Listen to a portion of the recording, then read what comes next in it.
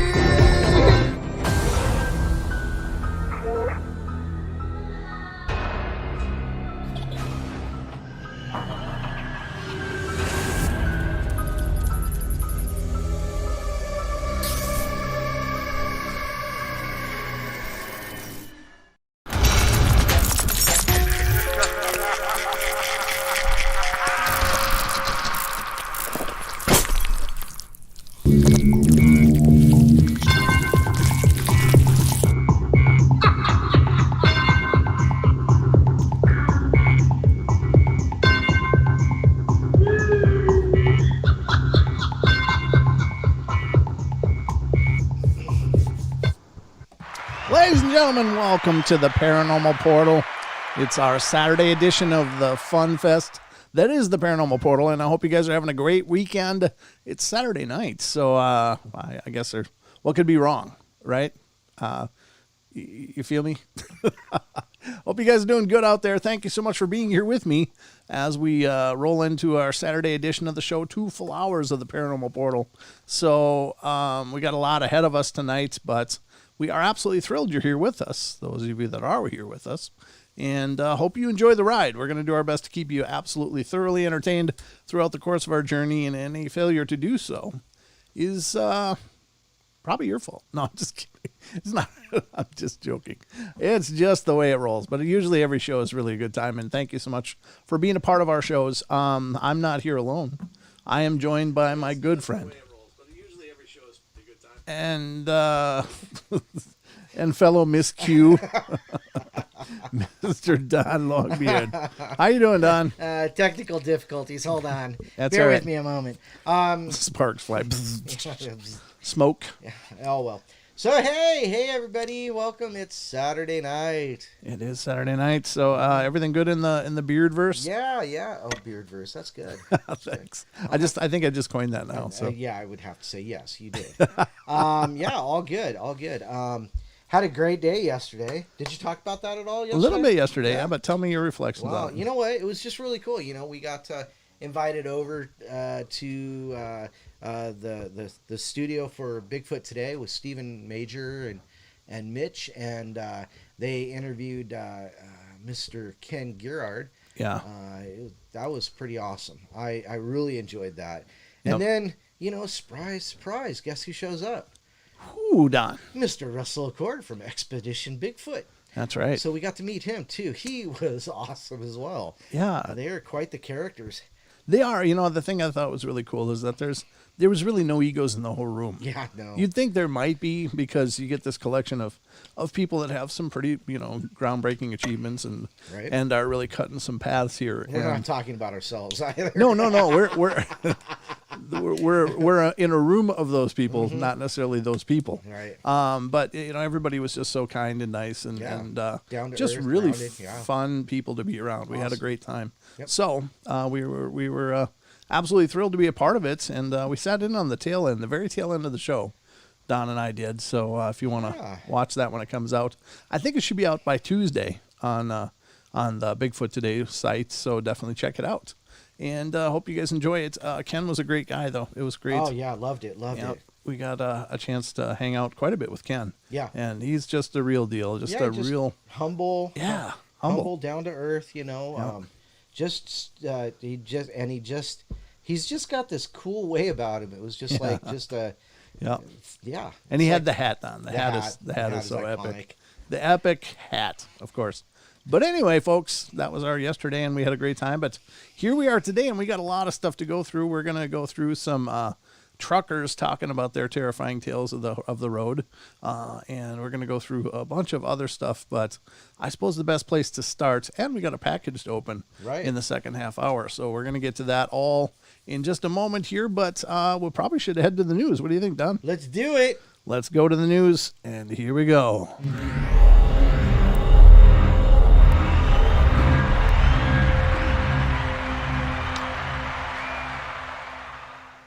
Ladies and gentlemen, welcome to the Paranormal Portal News Desk. I'm your host, Brent Thomas. Absolutely thrilled to be here and bring you the Paranormal Portal News, which sometimes is paranormal, sometimes it's just not normal, and sometimes it's just abnormal. But we always cover the normal here. So the first story tonight, let's see, what is the first story tonight, Don? I don't know. I don't even know. And this is this is the show I do. Wow. Nice job staying up. So I think this is kind of a neat disclosure of sorts, and this is seemingly coming from an academic, and I like these because it doesn't. I don't think we stand to gain a whole lot from disclosure via governmental bodies, because I think if anything in the recent histories has proven that most of us have probably lost a lot of faith in governmental bodies anyway, and don't consider them much of an authority on anything other than ways to spend our money, which is it's not a redeeming quality. So, but this is an article from animalien.com, and it says Professor Lawrence Weiss about UFOs. Quote, "I think there's definitely something going on." Wow. Unquote. So let's see what it says. Somebody with a brain? Maybe. It might just be. Let's see. Is it irrational to believe in UFOs over Alaska? Professor Emeritus of Public Health Lawrence Weiss posted the question during a presentation last week and gave a simple answer: no. Reports thenorthernlight.org. Let's see what the Northern Light says. It says, "I think there's definitely something going on," Weiss said. "There's trillions of planets out there that could be habitable. It seems to me that it's almost inconceivable that Inconceivable. Sorry, I can't help it. I know, the Princess Bride, right? That we aren't being visited by aliens from other parts of the universe." Yeah. Weiss is a professor at UAA in various positions for nearly 20 years before retiring in 2004. During his time at the university, he taught both public health and sociology, founded the Master of Public Health program, and assisted in creating the first Alaska Native Studies minor. Although his field of study was not astronomy, Weiss's interest in space led him to pursue it further. "I have a PhD, but it's not in ufology," he said. "It's mostly a hobby, but I do have certain beliefs." Weiss' interest in flying saucers and extraterrestrial life began at a young age. He credits his dad for inspiring him to look further into the subject. "My dad was a very strange person," he said, "and he had a bunch of books around the house about UFOs. And reading those books and looking through the pictures as a kid was the starting point for me." Yeah, that's really cool. Those formative years, Don. Yep, those formative years. So with the rise of the internet, Weiss's hobby was able to grow. Access to databases, documentation of UFO sightings, and film talks about the subject expanded his knowledge and further convinced him of the reality of life outside of Earth. The best documented cases of a prolonged encounter between a commercial airline and multiple UFOs happened right here in Alaska. Oh yeah, it's the Japan Airlines thing. Mm-hmm. Yeah, according to Weiss. The encounter took place November 17th, 1986, when the Japan Airlines flight 1628 flew over eastern Alaska on its way from Paris to Tokyo. The crew witnessed two large rectangular objects rise from the clouds, causing the cabin of the aircraft to heat up. According to a video of the event, the flight captain, Tarauchi, reported the object as a UFO and was consequently moved to a desk job and not reinstated as a pilot until years later. Wow. Yeah, he got brutalized on that deal. I mean, the poor guy, all he did was just say, hey, this is what I'm seeing. I don't know what it is, but it's there. And they had radar confirmation that it was there, but still, They bumped him to a desk job for years. What a dick move. But anyway, the incident was investigated for months afterwards, and the Federal Aviation Administration concluded that there was not enough information to confirm that the object was a UFO. Just by definition, it would be a UFO. Right. It was huge. It was there. It shouldn't have been there or huge. A UFO. Weiss believes that this event was covered up because the government knew it was out of their hands. Another resource with extensive evidence of UFOs is Stanton Friedman, a retired nuclear physicist and ufologist. Friedman has participated in UFO research since the 50s and gone on to write numerous books and articles, publish videos and CDs, and gives many talks on the subject. According to Weiss, Friedman was the most credible and experienced person out there in regards to extraterrestrial activity. Between the Alaska UFO encounter, Friedman and the countless other resources he's come across, Weiss believes that all the evidence of aliens is there. You just have to go look for it. A lot of people who denigrate this stuff don't know about the existence of the evidence that is out there, he said. And these are not goofy tinfoil hat people, but are trained observers and extremely credible witnesses. Amen. That's really well said, right, Don? Yes, absolutely. You know, and that's just perfect. I mean,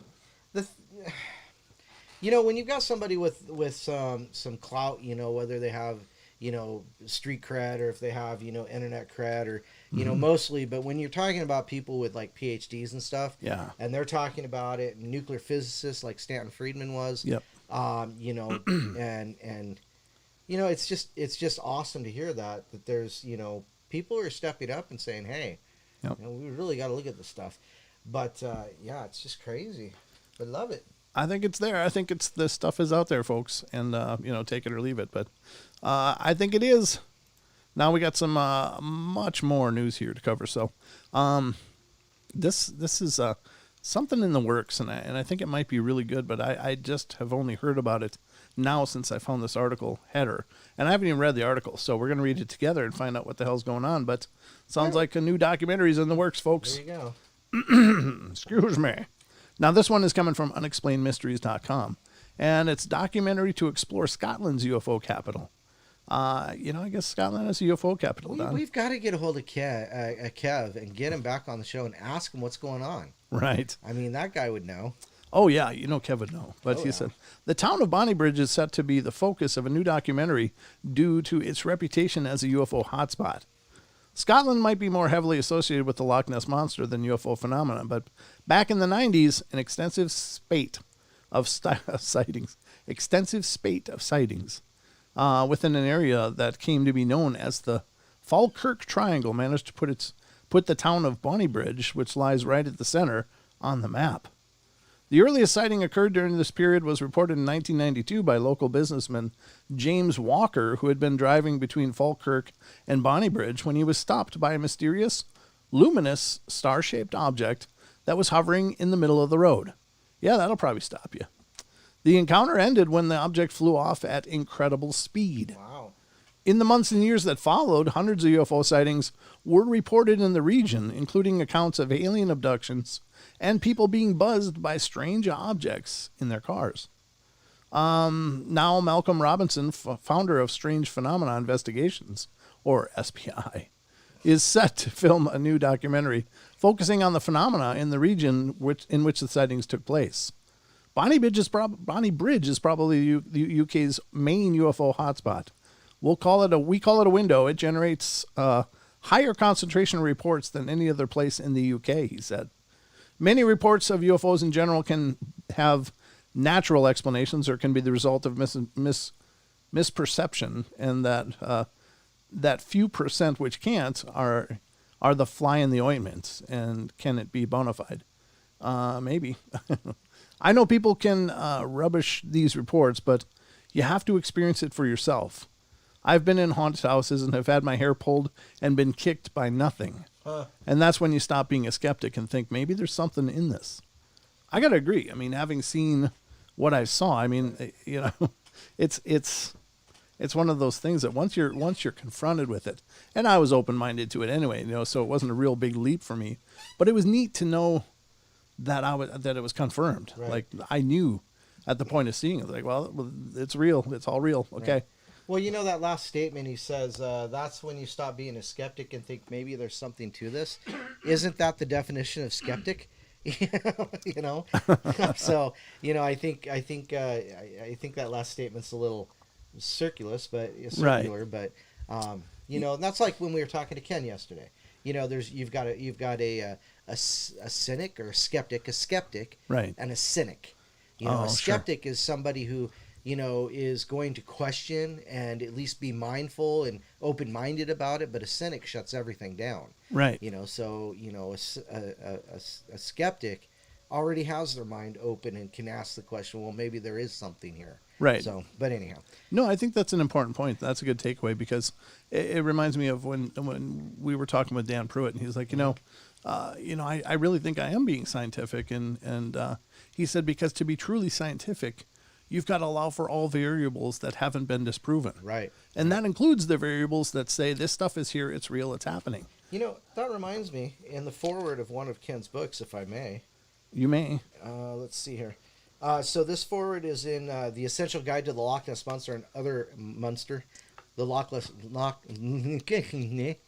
Essential Guide to the Loch Ness Monster and Other Aquatic Cryptids by Ken Gerhardt. The foreword by Steve Feltham. Mm-hmm. In the foreword, it says, the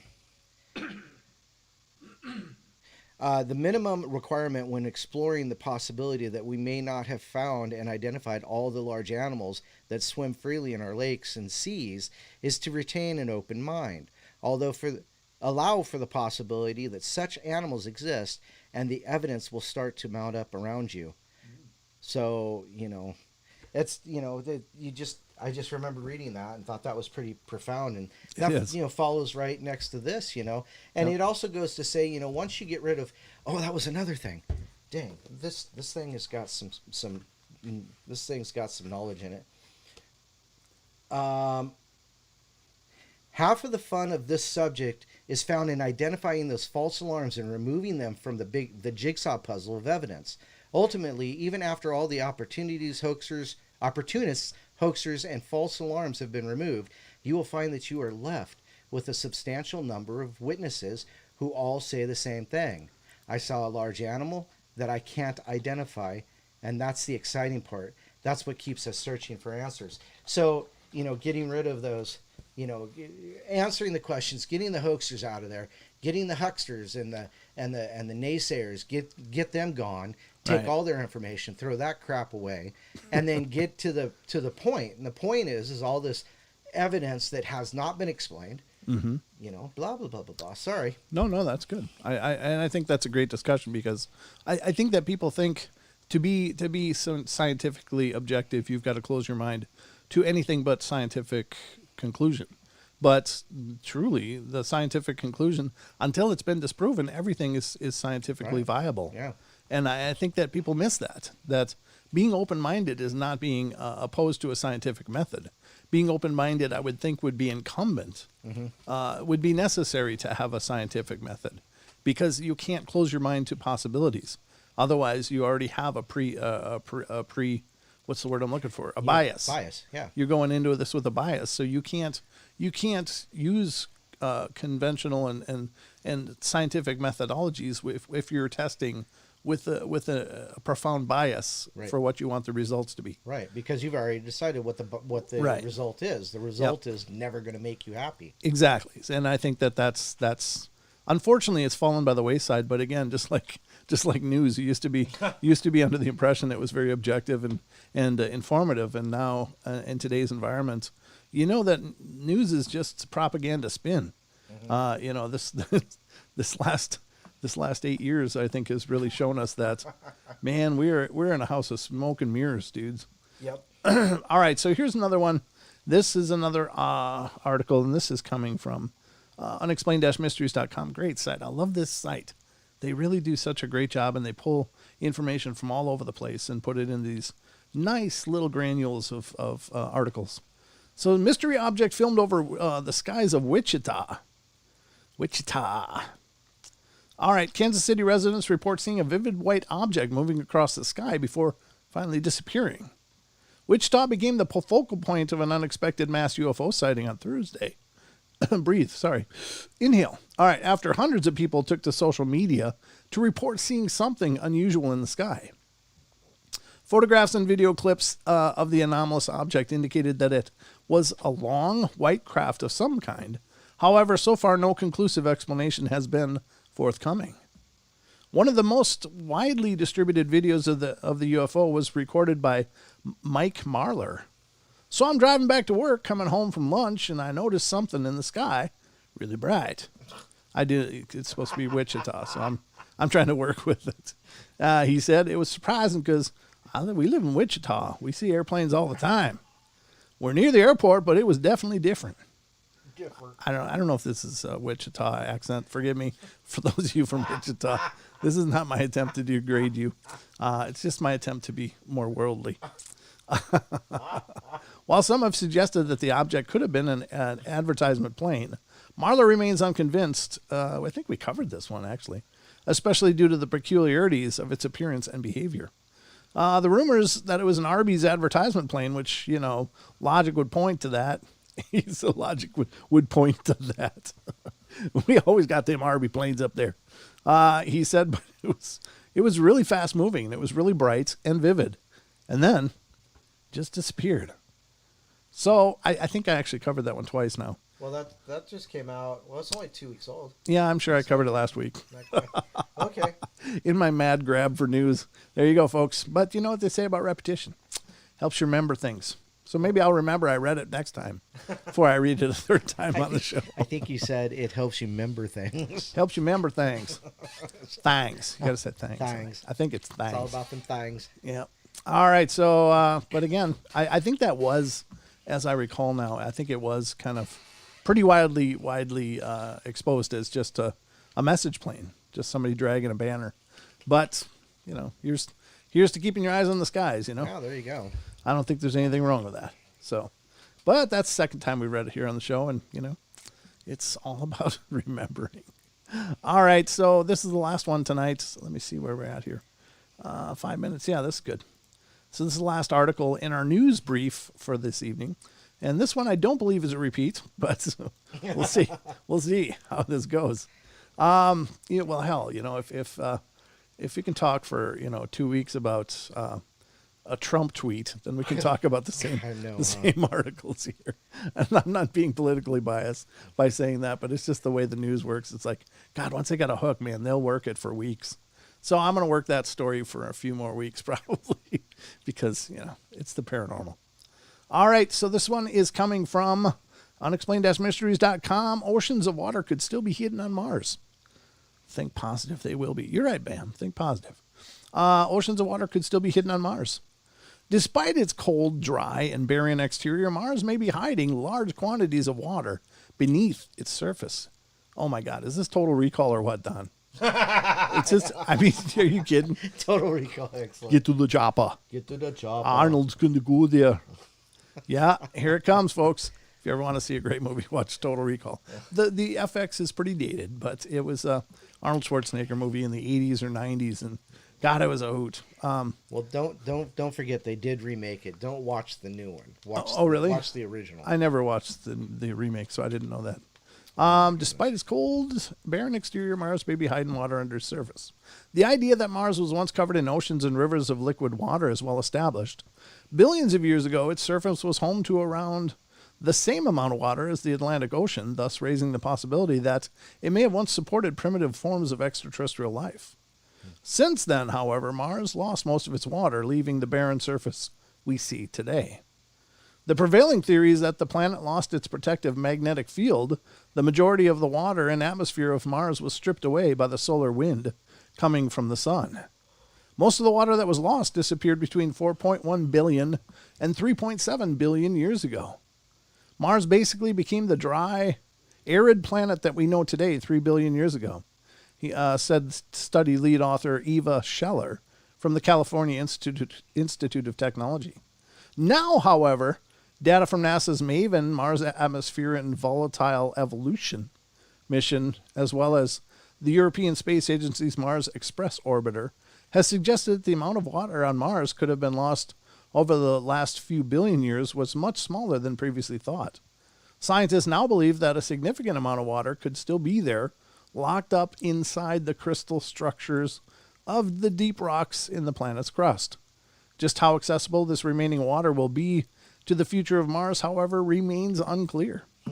So it might still be there, folks. We might not have to pack it in after all, which I guess is good, right?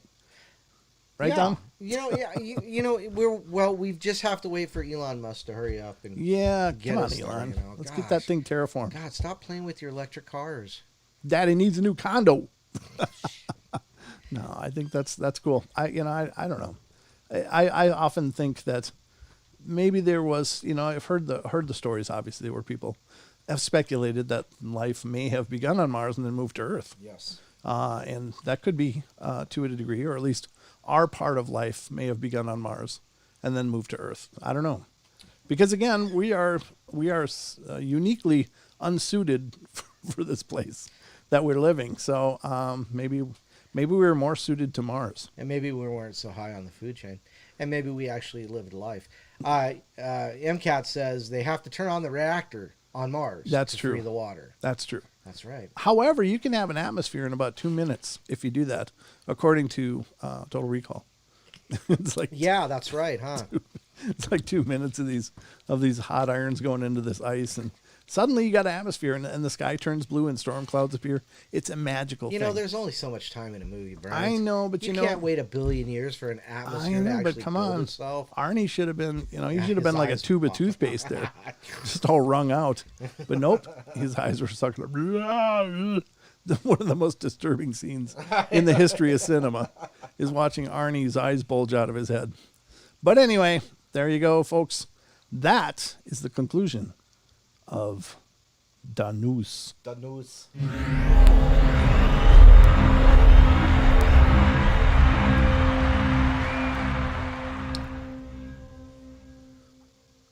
Well, I love me some news, Don. I know. It's so newsy. So, ladies and gentlemen, we're moving towards the first break of the night.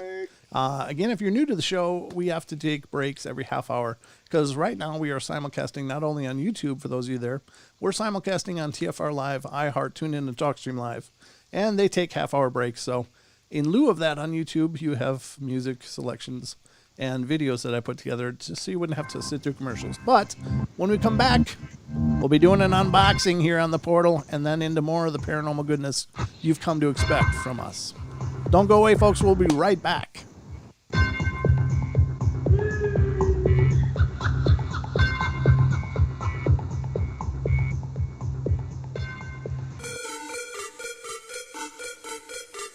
Extendivite is more than just a heart pump.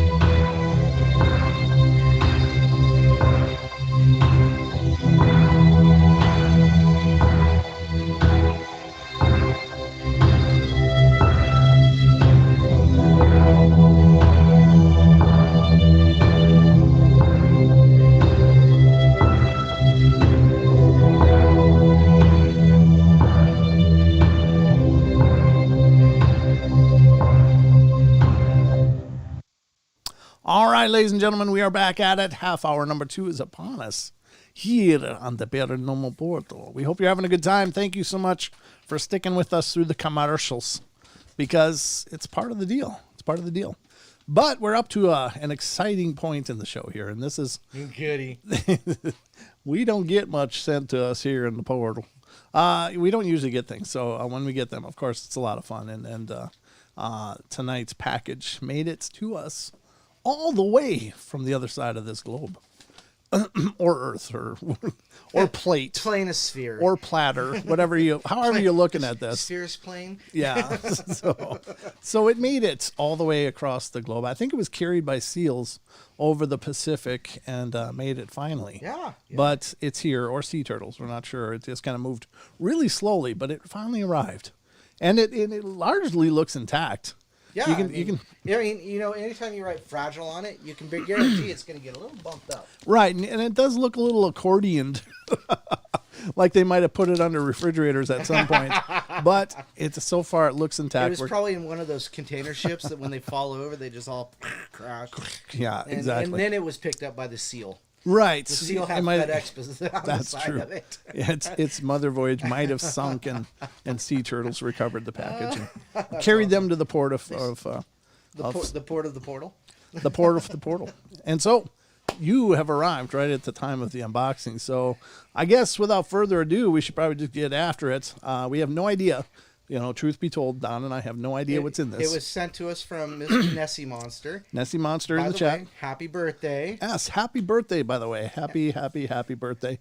Thank you. You kind of got it reversed, though. You sent presents. You sent us a present on your birthday.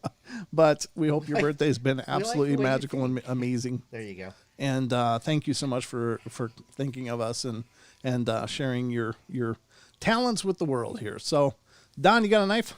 Do I got a knife? Yeah. We need a knife. Yeah, we're going to... Hold on. Yeah, it's got to get cut open. Hold on. Okay. There you go. Yeah. Well, do you think that'll work? Jesus, Don. What? What's... You said a knife. This is a hand and a half. This isn't a crusade. How about we go with something a little small? Oh, jeez, hold on. All right. Hold on. My God. Dang it. We should get picky now, huh? Well, we just... All right. I guess we'll use the butter knife. The butter knife. It's a full 10-inch dagger. Yeah. That's 10 inches. Oh, that's what she said. Absolutely. Don, we got to have some counseling for you. This is not a knife. This is not a knife. This is not a knife. All right. So we are opening. We're doing it right now. It's just a preliminary peel. What does that say? This is the top. Open here.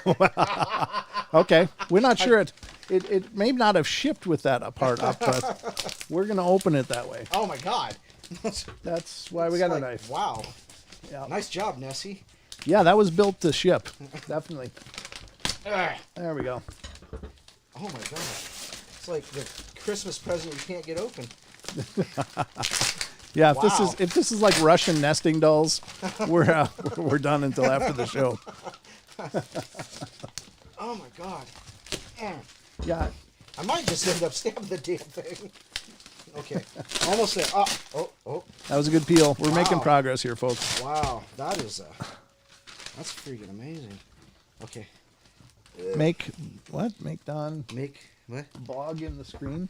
Make Don bog in the screen. I don't know what that means. Big in the screen. Oh, make Don big. Big in the screen. Oh, well, yeah. Why should I be on camera? Exactly. It's my show. All right, going to full Don vision. We're in total beard vision here, folks. Oh my God! What kind of tape did you buy? Send some. Oh, there we go. Okay, now we're at another piece of tape. Jesus, I didn't know I was going to the gym today. Apparently I should have. All right, let's try this. This way up. All right, there we go. Kind of. I do have a sharper one around here. God. I don't know where it is. These are just for show. It's like sealed to make it to other planets. We're sending it to Mars, by God. Yeah. They won't need water. Oh, here. Read me first, please. Read me you first, read that, please. and I'll finish knifing through this thing. All right, so don't open it yet, though. Okay, Okay, just get it ready. Wow. Oh, I think I got it. Okay, so Oh my God. I'm gonna go on the screen here a little bit yeah. here. I can't even begin to tell you just how much fun I had while making this. As you know, I just love getting my crafty on.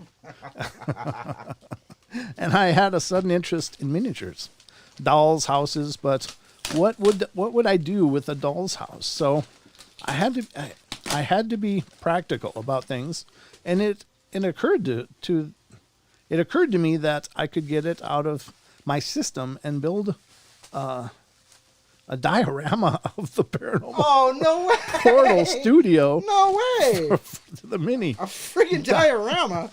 Don and Brent dolls I sent you last year. Remember these guys? Yep. Yeah, my doll's here. Don's is unfortunately at his Yeah, home. it's at but- my house. Yeah. So I gleaned all of the information I could from screenshots, photos, my God. and pumped Blacktree for info too.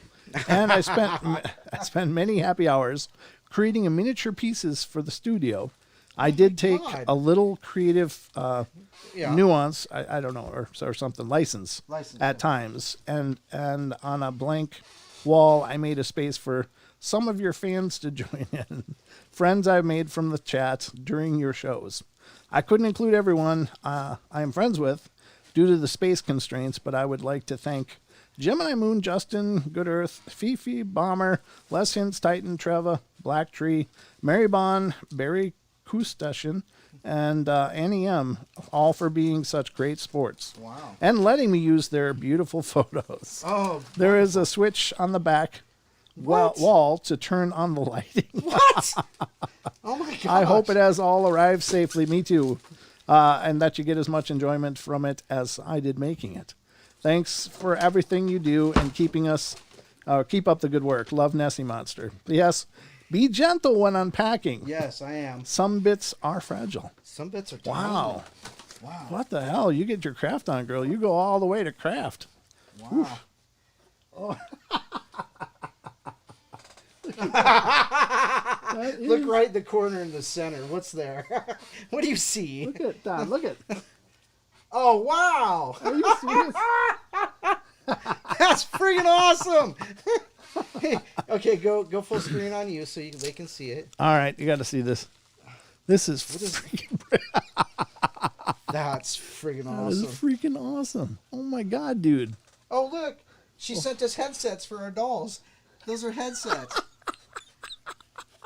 That's a mouse. Oh, my That God. is awesome. What the? That's a little mouse, you know? Oh, look at that. Little headphones. Grab your dude. Oh, my God. This is so awesome.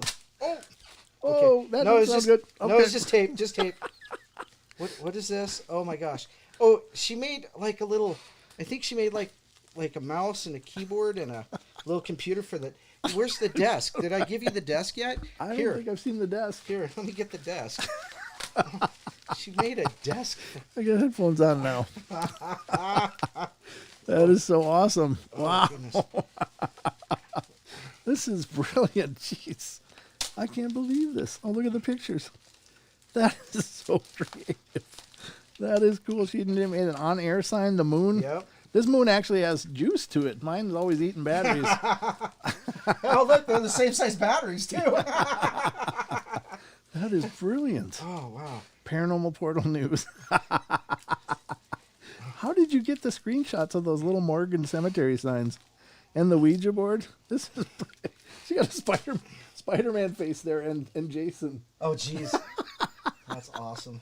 That is brilliant. Okay, so here's the desk. Oh my god. Okay, this is This is well packed. too Wow. freaking clever. Maybe you should like read and I'll unpack and. I did read them. I read all. I Well, read all. No, Oh, I the mean, chat? While I'm unpacking this, maybe you could like read stories or something. I don't know. But Okay. I mean, this is gonna take a while. She. Wow. This is beautiful. Look at that. Here's the I'm desk. floored. Oh my god. And that's right. Yeah. So she did talk to Blacktree because that's how the desk is basically looks. Yeah. I've got a desk. I've got a me. And what is the? Oh, a little monitor. Look at the monitor. It's got a picture of you on it. This is so clever. What is? Oh my this? god, dude. This is insane. Yeah. This is crazy. truly insane. In a good way. And by insane, I mean cool. Wow. For the record. We officially have a toy line now.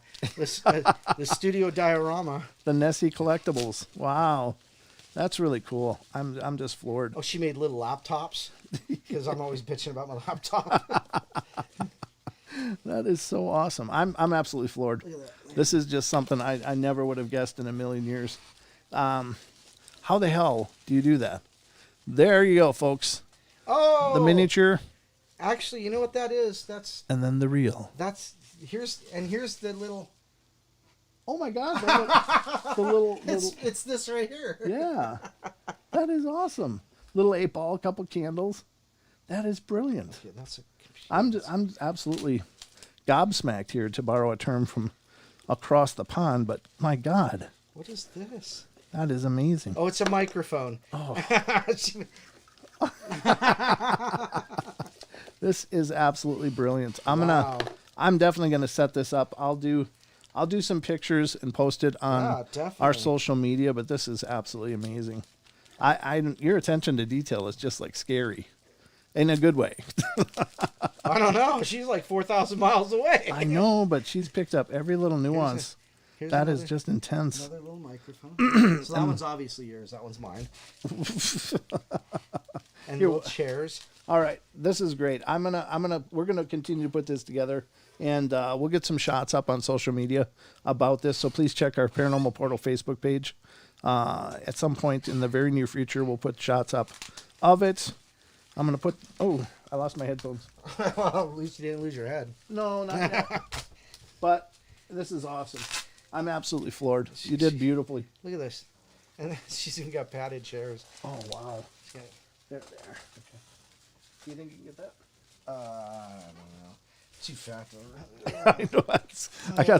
I've got a little Okay. wrappage there too. padding. Yeah. So we'll continue on Wow, with the show, that's but thank cool. you so much. That is so brilliant, so incredibly creative. Oh my God, Yeah. that is awesome. I literally am floored. That's brilliant. Will you play the video she made for us?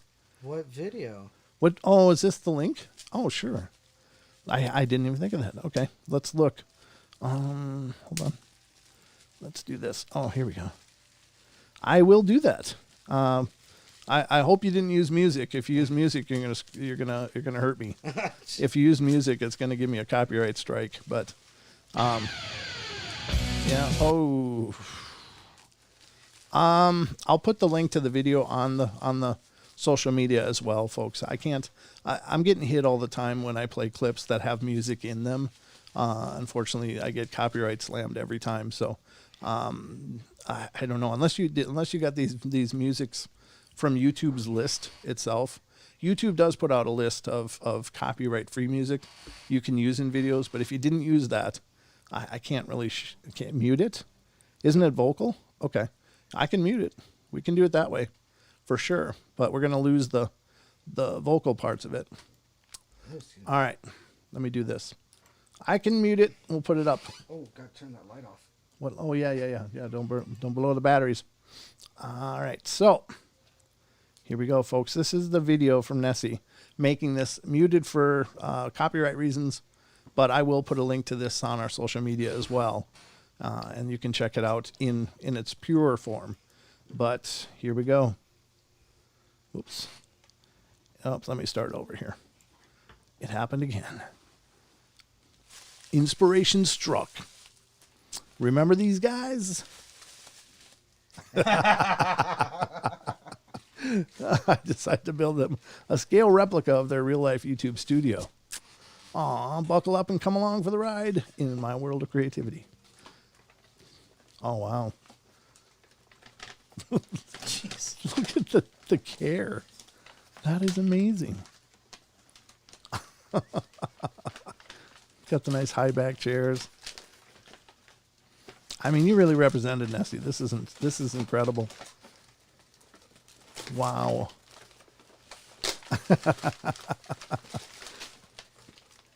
The masks and everything, yeah. It's so intense. There you go, folks. This is the making of the Portal Mini Studio. Very cool. The little candles. There's so much attention to detail in all of this. It's just amazing. I got that one. Okay. And all the Oh, look at that. decoration. There's a sign, yeah. Yeah. That is really well done. I'm just so surprised. The Ouija board, She yeah. got all of that stuff from just screenshots. Wow. That's really cool. All lit up. Still looking a bit plain. Uh-oh. Oh, the thinker. The thinker. What shall I She's do? diabolically planning. Oh! Genius. Strength of inspiration. Dun, dun, dun, dun, dun. My cunning plan. It is just a stroke of brilliance. Wow. And then there they go. Nice. That's cool. That's Justin and me, and that's Staghead and Very Julia. cool. Wow. Dry glue dry. Nice. Look at that. That is just insane. That is so cool. Wow. I got to figure out a way to mount that in here. That's pretty much what it looks like, too. It does. It's really, really not too far. There's only a few slight differences, but everything else is It's just perfect. spot on. Wow. Oh. Sweet. That is so well done. Thank you so much for all of this. It's incredible. It's very, very thoughtful and very cool. And packed up and on its way to go. Nice. That is really That's cool. awesome. Gosh, all these little tiny pieces. It is, and it's just so well done. Thank you so much for this, Nessia. It really does mean the world. It's just It's one thing to do a show, but it's another thing to see, that it so matters. invested. That it matters. Yeah, that you guys are invested in this all as well. And that's a really humbling and cool feeling. So thank you so much for all this thoughtfulness, all this creativity, and all this effort on our behalf and to be a part of what we're doing. Because you guys really make the show what it is. We're absolutely humbled by the love you guys give us. So thank you so much. Very, very cool. Wow. But yeah, I'll link that original in the social media as well on Paranormal Portal Radio on Facebook. Well, you could drop it in the chat. Send me that link and I'll drop Oh it yeah, in yeah. the chat. There you go. Yeah. Copy link address. I can just drop in the chat too. I There you guess. go. Yeah. There you go. Paste. And to those of you on TFR, there's a listener on our YouTube sent us a little diorama of the studio that you can see on YouTube, and I'll put a link in there for you guys too. And hopefully, God, is that the right link? That looks like a lot, doesn't It it? does look like a lot. I don't know if that looks. Is that right? Well, put it in the. They put it in the. Let me click the actual YouTube link first, because it gave me a whole bunch of other stuff. Wait, let me just do this. There we go. Don't click that link I just put in there because that's a mess. It didn't even work anyway over here. It's too big. Let's do this. I'll put this here. Paste. Boom. And then I'll put it on TFR as well, so you guys can check it out. Those of you who are hanging out, you can see the work that she did. It's really impressive. Incredible. That is a long one. You're right, Bam. That was the wrong one. Let me see if I can delete that one. I guess I can't. She's definitely dedicated. Jordan says dedication, not a passive lurker like me. Oh, Jordan, you're not passive. We've seen you in here many times chatting away. Hey, there's no such thing as a passive lurker. If you're here watching the shows, it's support, and it means the world to us. So, Hey, Brent, can you put my knife away? Oh yeah, let Thank me you. Put it back over there if you would. put Thank that out of your reach. Yeah. Out of your reach. All right, there we go. Oh, here, I might as well give you this one back too. Oh, okay. You can't believe he had this stuff in his back pocket. Tells you what kind of people we are up here in North Idaho. Thank you, Bam. I appreciate that. All right, so folks, we are at the 6-minute mark. I was going to see if we could start something else. I don't know. Let me see if there's something I can read quickly before we move to the hour break and then start hitting these stories. When we come back, we're going to be hitting the truck driver stories, and those are going to be pretty epic. I haven't read it prior, but it makes me think of Tony Merkel, The Confessionals. Of course, he does a show. It's Hammer Lane. Hammer Lane Legends. Yep. Hammer Legend. Yeah, something like that. Yeah, Hammer Lane Legends, and it talks about weird things that truckers see all the time. So I was really excited to find an article about that very topic, because I find that absolutely fascinating and interesting. Yeah. So, what? Well, I wanted to also just real quick. I was talking with Black Tree earlier today. Uh-huh. And she finished her. She got her certificates in CNA, advanced CNA. Oh, wow. And also in a medical office or something to that effect. So, yay! Congratulations. She'll be taking her CNA tests here as fast as she can. So wow, awesome! She got her certificates. Way to represent. Excellent. Way to represent. Well done. We're proud of you. Way to keep pushing the marks. And let's see. It just tells you that we have intelligent weirdos. We do have a lot of intelligence actually in here. Yes. Let's see. And I can't vouch for much of that. I didn't reread it. Let me do this. This is some shorter ones, but it's from an article that we're going to read as well, and it's from justforspooks.com. Real life paranormal experiences, and we'll read a couple of these as we're working our way towards the hour break here, folks. But let me see. What do I want? I want this, and this is 10 real life paranormal experiences that will creep you out. All right, number 1 is the lamp. A few years ago, one night at around 3 a.m., my wife and I were sleeping, and I feel myself slowly waking up from a really deep sleep. My eyes started lifting up, and as soon as they focused on the lamp on my dresser, it slid off and shattered on the floor. My wife and I quickly sat up and looked at each other, horrified at the startling noise. We agreed we would clean it up in the morning and went back to sleep. The next morning when we woke up, the lamp was at the foot of the bed, about 5 feet from where it fell, completely intact and not broken at all. We're still trying to make sense of this. That's a really weird thing. Now, was it some kind of telepathic suggestion that was given to them? An illusion? Did they wormhole back to a different reality, or what happened there? That's strange. Very strange. I think it's great that it got put back together, but that's very strange. All right. It's a shared hallucination. Kind of, yeah. It would seem to be. But anyway, here's another one. The girl in white. Why are they always in white? Because they show better that way against the darkness of the night, probably. Yeah, they From 3 until 13, I lived in a nice home out near Yosemite National Park. Nothing's super spectacular about it. 4 bedrooms, a den, dining room, the norm.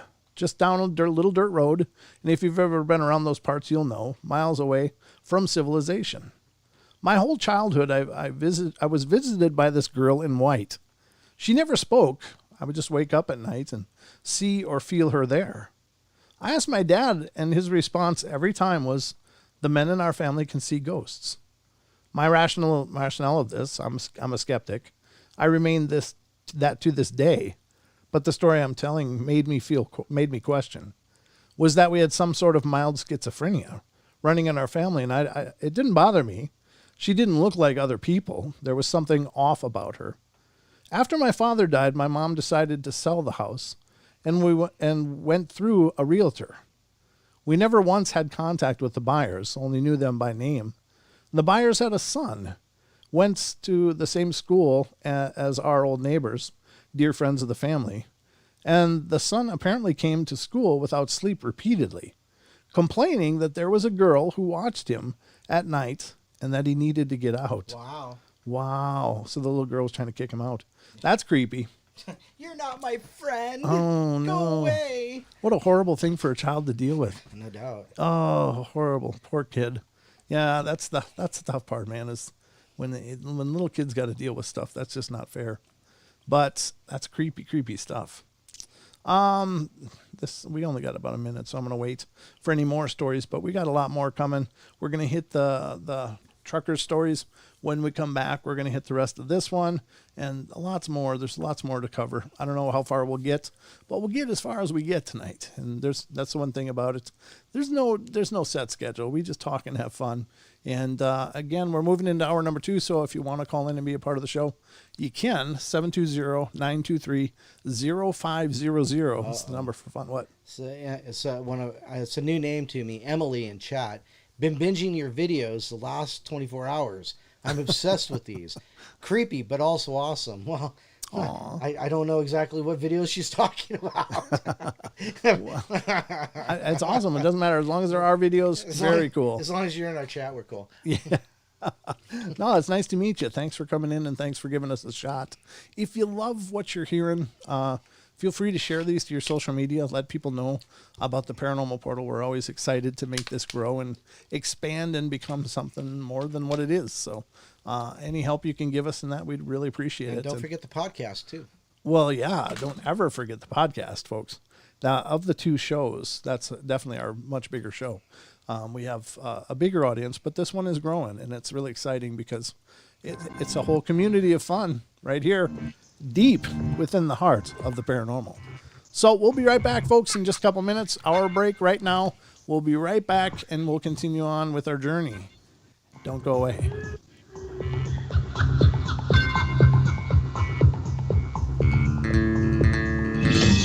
Truth Frequency Radio is your number one source.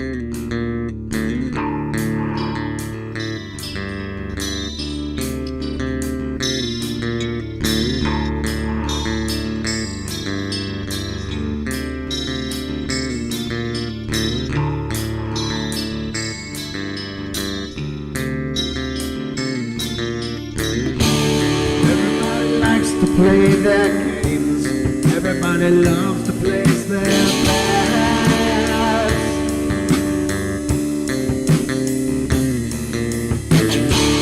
They don't understand the price I paid. They don't care to comprehend.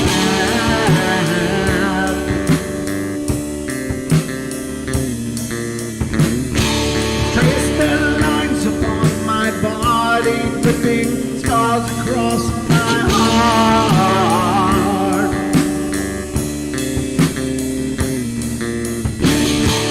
Raging anger boils inside me as their lies keep falling apart.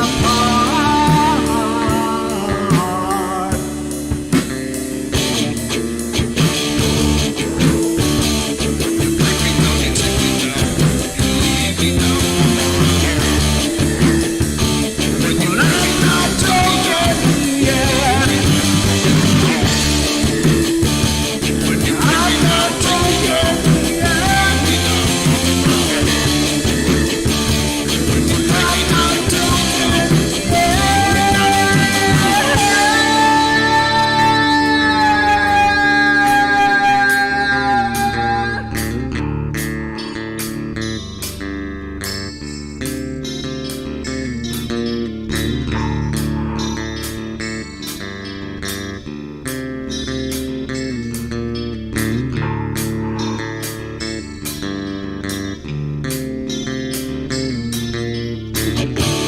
I am finished with my silence. I am not a stupid boy.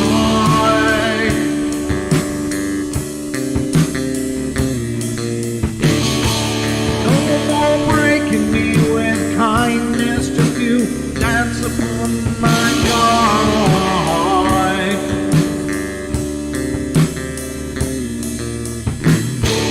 Leading me with empty promise to just another fucking mess.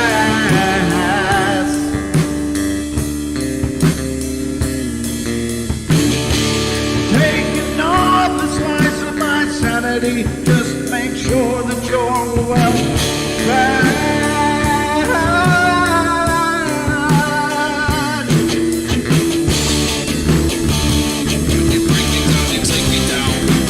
I'm not broken yet.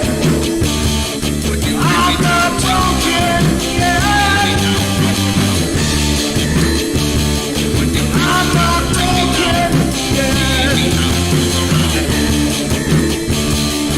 I'm not broken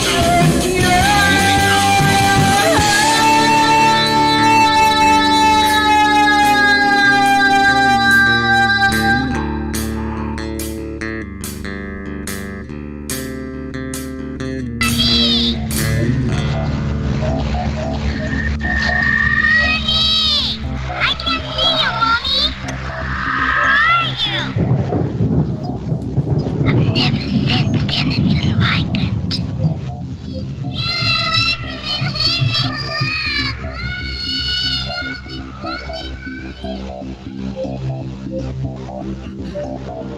Carol Ann is not like those. she's with. They're attracted to the one thing about her that's different from themselves. Her life force. It is very strong. It gives off its own illumination. It is a light that implies life and memory of love and home and earthly pleasures. Something they desperately desire, but can't have anymore. Right now, she's the closest thing to that. Poltergeist are usually associated with an individual. Hauntings seem to be connected with an area. A house, usually. Poltergeist disturbances are of fairly short duration, perhaps a couple of months. Hauntings can go on for years.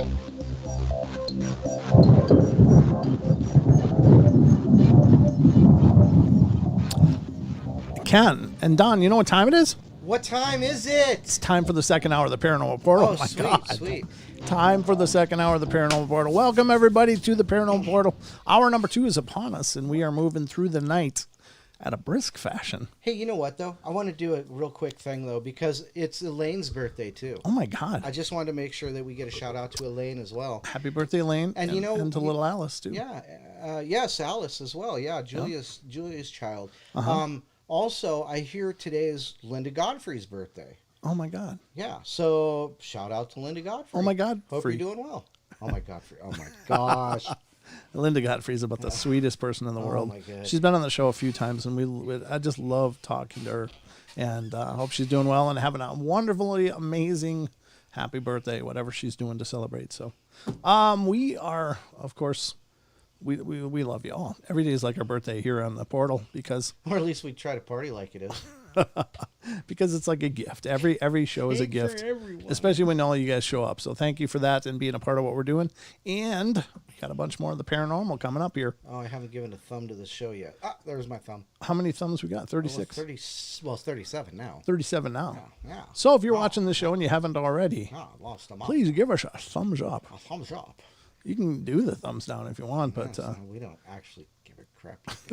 I'd rather people like the show than not like it. But I guess an interaction is an interaction. But we've got a lot more of the stories and stuff to get to, and right now, as I promised, we're going to get to a story from where the hell is it? There it is. Yep, there it is. This has come from, of all places, a site called moneymade.com. It's a lifestyle report. The long haul truckers tell their creepiest moments on the road. Oof. I don't know, man. And it's funny because I think Bam in the TFR chat said it. And this is something I've said before, too. I mean, if there's anybody going to see weird stuff on the roads, it's going to be the truckers, like MCAT, our good friend MCAT. He's told us many times some of the stories he's seen as he traversed the nation on his trips. And there's a lot of creepiness out there, folks. And, they're driving all hours of the day and night, and they are bound to see the weirdness that most of us don't have to. So, but when they take the time to tell people what they've seen, it's just amazing. So, number 9. Is this just 9? How many was there? It didn't really say. It just says training wheels. All right, number 9. I was driving at night, and the truck starts making this odd grinding noise. Like I ran over something that got stuck. It's about 2 a.m., and I pull into a well-lit rest stop. I wake up my buddy who's sleeping, and as I explain the situation to him, we get out of the car, and we both hear what sounds like a kid crying. There's no other cars at the rest stop, but we frequently heard stories about child trafficking and kidnapping nearby, so we decided to check it out. We grab our flashlights and head towards the noise, which is coming from the bathrooms at the rest stop. Well, as we get closer, we realize it's coming from the women's bathroom, and it's a low, dull sobbing. Well, we're prepared for the worst. We walk in expecting to see some brutalized child or something. What we see was nothing. The sound is still there, and it's still clearly coming from the room, but the room is empty. We turn on the lights, still nothing. Check each stall, the trash can, nothing. even start looking for where in the room it's coming from. Is it a hidden speaker? Are we on candid camera? What the hell's going on? My buddy climbs up one of the stalls to close the lone window in the room. He closed it, and the noise stops completely. He opens it again, and there's no more noise. We sit there for a few more seconds, just staring at each other. He shrugs, and then the window slams shut again, without him touching it. We were out of that forsaken bathroom in seconds. The noise starts up about 10 seconds later as we get to the truck, and we're tearing out of that parking lot within 10 more seconds. The grinding noise is still there, so this time I pull over a few miles later at a Flying J truck stop. It's well lit and known to be occupied. And a couple of truckers were there, and we check under the truck, and there's a red and silver piece of metal wedged between a part of the truck and the road, about a half inch or so off the ground. So with us in the vehicle, we definitely would have been grinding against the ground. We can't remove it by hand. It's really wedged in there, so we kick at it and bend it and figure we'll remove it when we get back. A week later, I had my mechanic take it out when he was doing service, and when he told me what it was, my blood ran cold.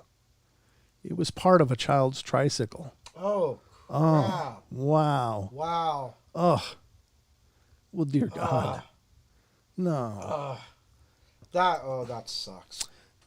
So this one is need a hand. That does suck. That's a horrible thing, because you don't know, did they kill a kid by accident and didn't even know it? Were they driving through the night? Were they? That's what it was. They were driving at night when they heard the grinding just start.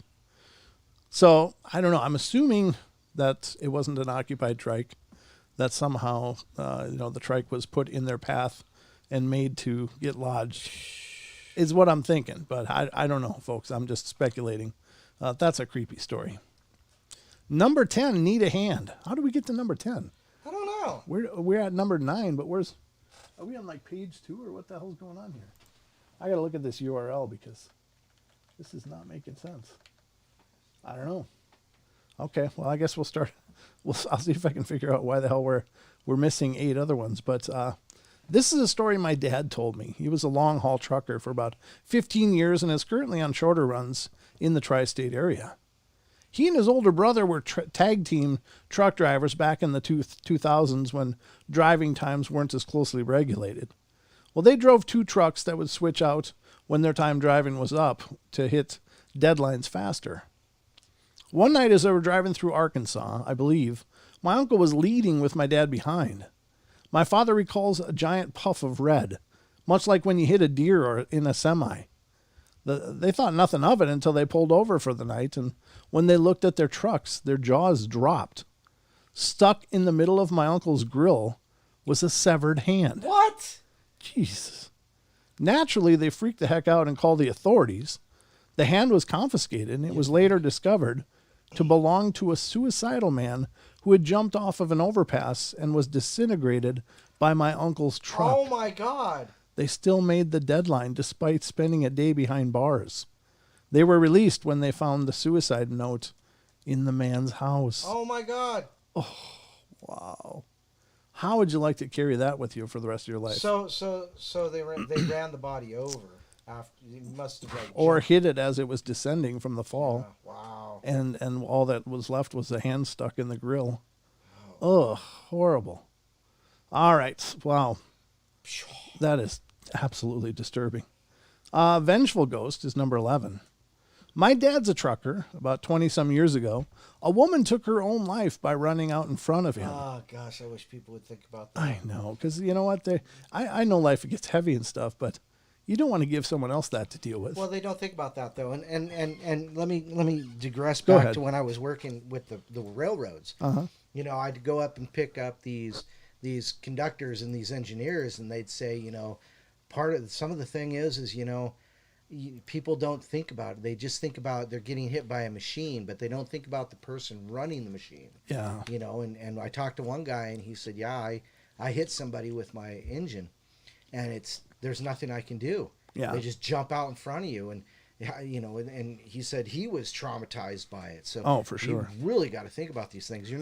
It's not just some inanimate object hitting you. There's a person conducting that train, or an engineer driving that train, or a trucker driving that truck.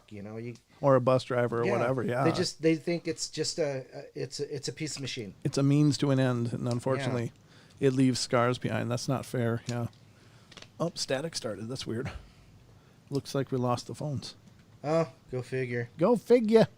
Let's reconnect them quick, if we can. There they are. Add them back here a sec, if we can. Let's continue, though. It says, my dad's a trucker. About 20-some years ago, a woman took her own life by running out in front of him. And he said that every night around the time she passed, the cab of his truck would drop a few degrees in temperature, and he felt a presence. He said this went on for a few weeks, until finally he spoke out to her and said he forgave her and wished she had peace. He said he never experienced the eeriness again. So it was just kind of a penance for her then, wasn't it? Oh, that's what it sounds like. Yeah. Number 12, The Last Chance. I was driving through the Canadian Rockies late one night and just passed through a small town. So I'm driving through the pitch black, and I needed to stop to go to the bathroom. But because it's so dark, I missed the last rest stop for the next while. No problem, the highway's completely deserted, so I pulled to the side of the road. I do my business while staring out into the dark, and then stand by my car for a bit.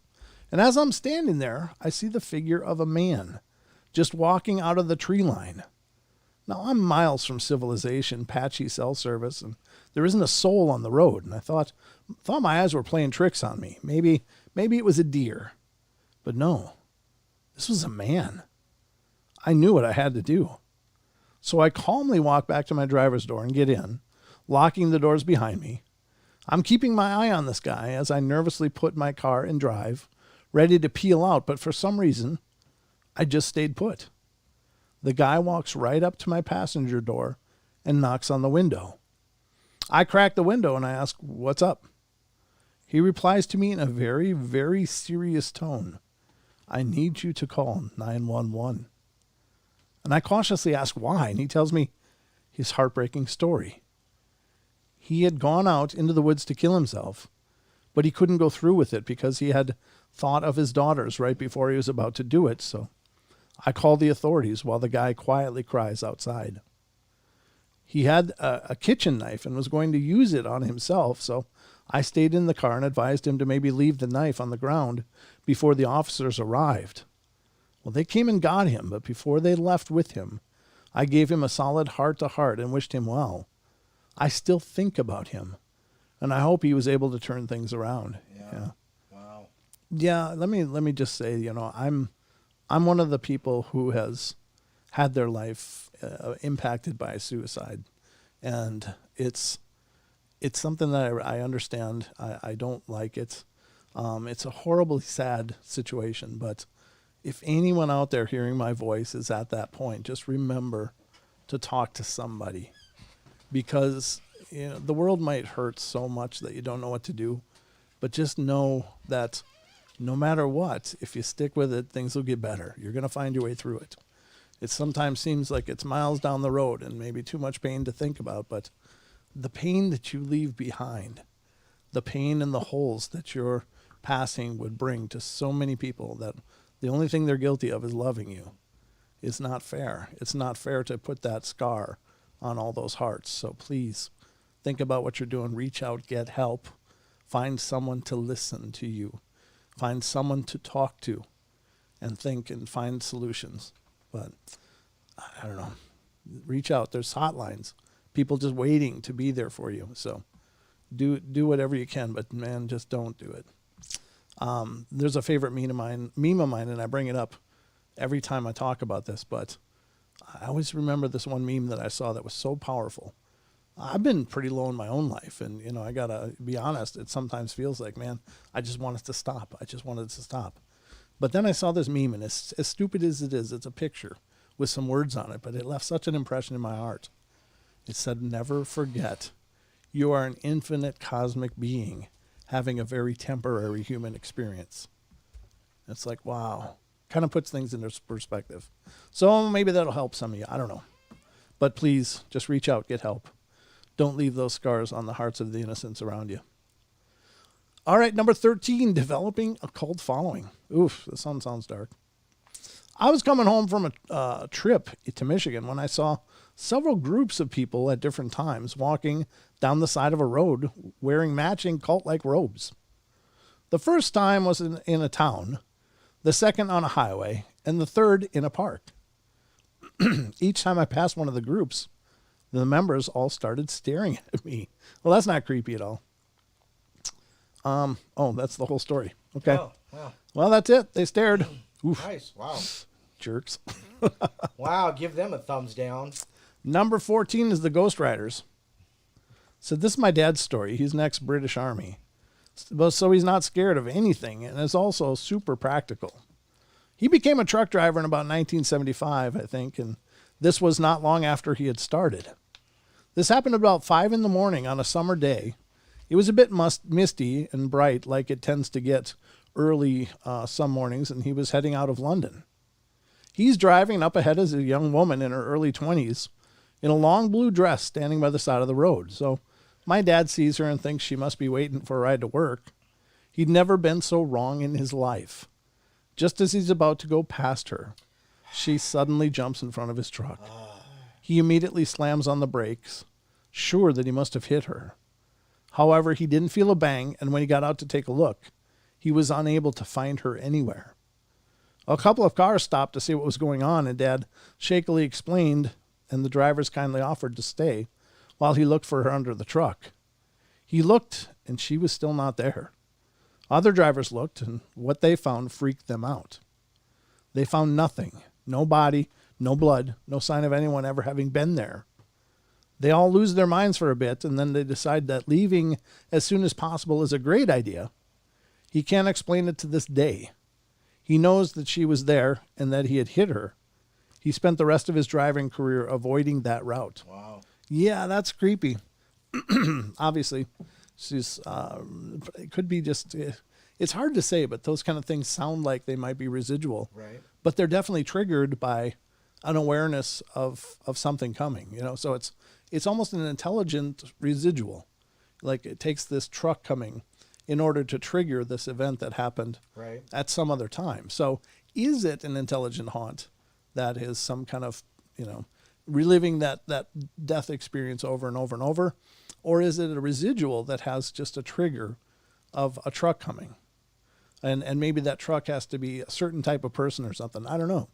But that's where it gets really weird. Is that intelligent? Is that residual? Is it a planned event or is it just an echo? And it's hard to know. All right, so here's number 15. Barking up the wrong tree. You ever bark up the wrong tree? I mean, you got that beard, so I don't know how far it goes here. Do you go full lichen at some point? Full lichen. You mean like the stuff that grows on trees? You be liking that stuff? All right. I'd been on this particular run a few months and found that I always got to the meet point about an hour before I needed to. It was a dark and empty dirt lot at about 3 a.m., so I'd stretch out across the seat and take a short nap. One night at about 10 minutes into my nap, I was woken up by a barking dog. I tried to ignore it, but it carried for several minutes and got louder as the dog got closer. Soon, it became apparent the dog was right outside my truck, barking at me. Okay, I thought, either this dog is Lassie and is trying to alert me to something, or else he's just a plain old pain in the butt, and I'll need to throw something at him to scare him off. The barking had gone on for a good 10 minutes at this point, so I sat up and looked out my window, and what I saw nearly made me faint. Standing mere inches on the other side of the glass was a man of about 35 years old. He was a large fellow, and he was barking at me. Okay. His eyes were crazy, and he was frothing at the mouth a little. Wow. The scene really held my full attention for a moment. You think? The sheer creepiness of this struck me. Gently, and making an absolute minimum of sudden movements, I reached down and started my truck and then slowly pulled away. But it didn't end there. He chased me, much like you might expect an angry dog to, barking all the while. Needless to say, it played havoc with my power naps from then on. Wow. That is horribly, horribly disturbing. Flocka does. Now, if he was foaming at the mouth, could that be a person with rabies? Does that have the same effect on humans? 28 days later. 28 days later. Is that the whole That's that zombie movie, thing? yeah. Yeah, I mean, because people can get rabies, obviously, and do they start frothing at the mouth just like the animals do? I think they do. Yeah, I thought so too. As it eats holes through their brains. Yeah. Horrible, horrible disease. All right, number 16 on the wrong track, folks, which is not a good thing, usually. I work for the railroad, and sometimes it's just a conductor and an engineer cruising along on a very isolated, fairly wooded track. I've heard a few older guys mention something about a family or a man with a suitcase walking down the track with no concerns. Constant blowing of the horn, flashing the lights, etc., and they just keep on walking down the track and then disappearing. And that's the whole story. Again, it's kind of a spectral image or something. Yeah. And that I would probably say could very well be just residual.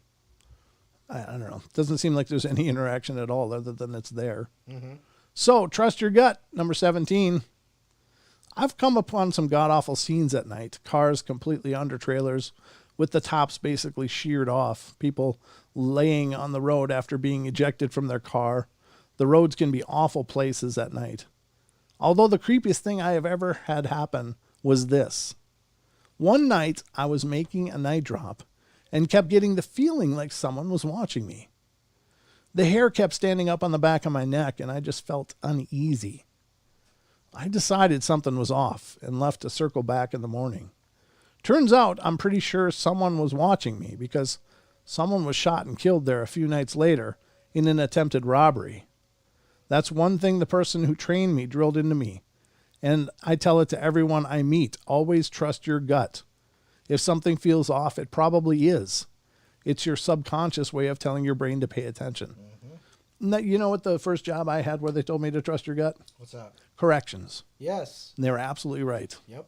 If something feels off, folks, listen to that inner voice. Trust it. Always trust it.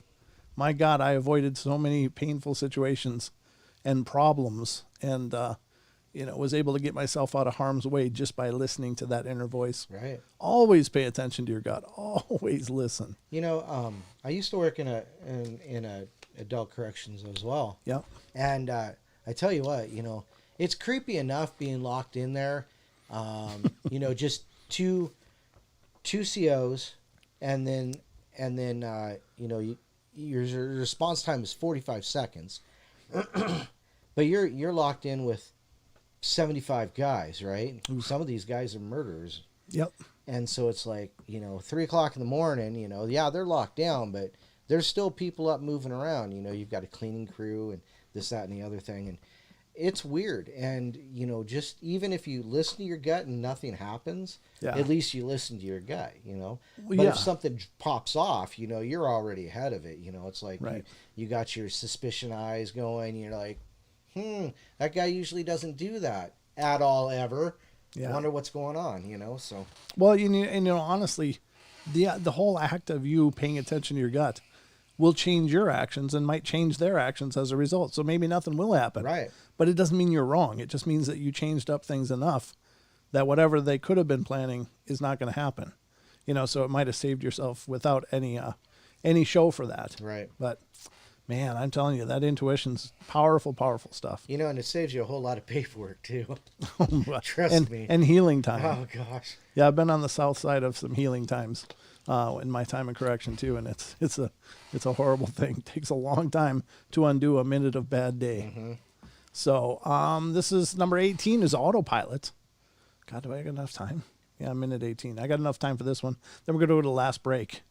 I drive 5 hours one way to work. My shift gets out at 11:30 p.m., so I've got a second wind, and I can usually make it home the whole way. Sometimes, though, I have to stop to nap, so I recall getting tired shortly before Binghamton, which from work to Binghamton is probably about 1.5 hours. This exit with a gas station I stop at frequently is about 15 minutes before this.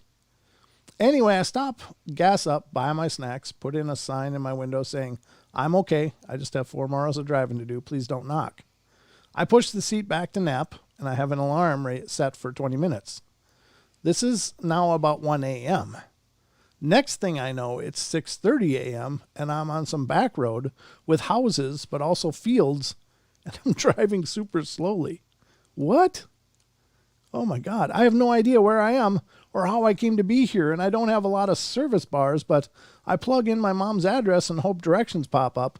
It does, and it takes me to a highway entrance in Happersville, New York. Okay, I'm about 20 minutes. I'm back on track. Assuming I woke up to my alarm, it would have been like 1:30 a.m., and I came to about 6:30 a.m. What the heck was I doing for 5 hours? How did I not hit anything? Check the car, it was fine. How was I driving the speed limit? How? Or was I asleep the whole time? The terror allowed me to complete the drive. Wow. We'll be right back with the last half hour, ladies and gentlemen. Don't go away.